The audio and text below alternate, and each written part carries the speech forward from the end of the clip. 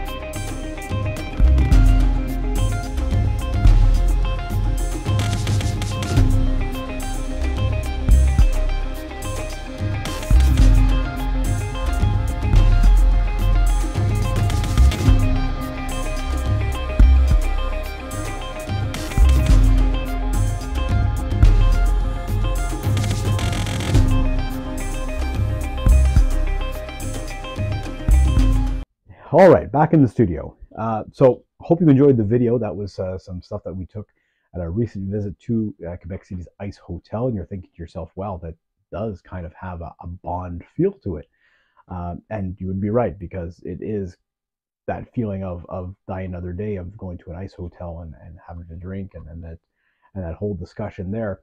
However, you're probably thinking to yourself, well, why isn't there an event going on there? Why wasn't there an event in 2022 to celebrate Die Another Day? Why aren't we using the fact that there is an actual ice hotel that you can sleep in, and that's the only one in North America, and a good concentration of you out there, and the Bond community that I'm addressing is in the northeastern United States? Why didn't we do anything?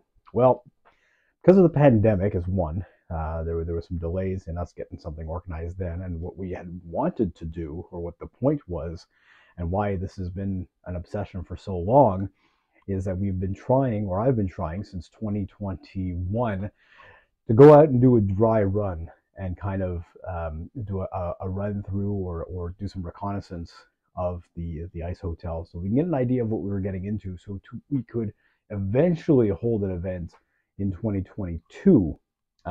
So we had written to the organizers of the Ice Hotel, and I remember that we got a response, and it was kind of just in COVID, so things were kind of already up in the air in regards to that. The thing that we realized when we finally got out to see it this year, this February, was that this would not be an appropriate place to hold an event. One, it's an ice hotel, and it's a hotel, and it's not a hotel.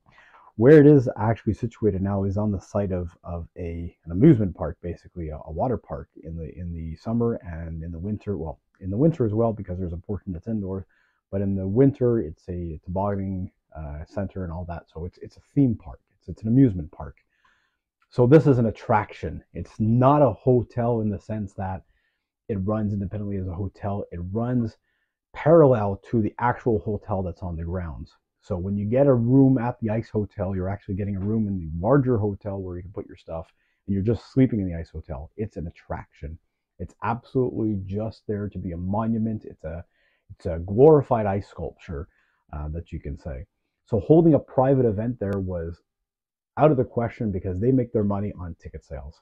So you buy a ticket, you go see, you have the visit, you can visit for as long as you want, but it's ticket sales. There's no private events to be had there. So put an X on that. Can you do a private event at the Ice Hotel? The answer is no.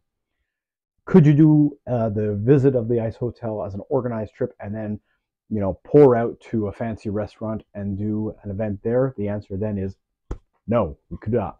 The reason for that is that the hotel that's on the site is the hotel that serves the amusement park as well, and the restaurants that are there are more family style or fast service type restaurants. There's not a fine dining or a pub bar option there, which kind of caused a problem. So, all right, well, we'll just go to the closest bar or closest, restaurant.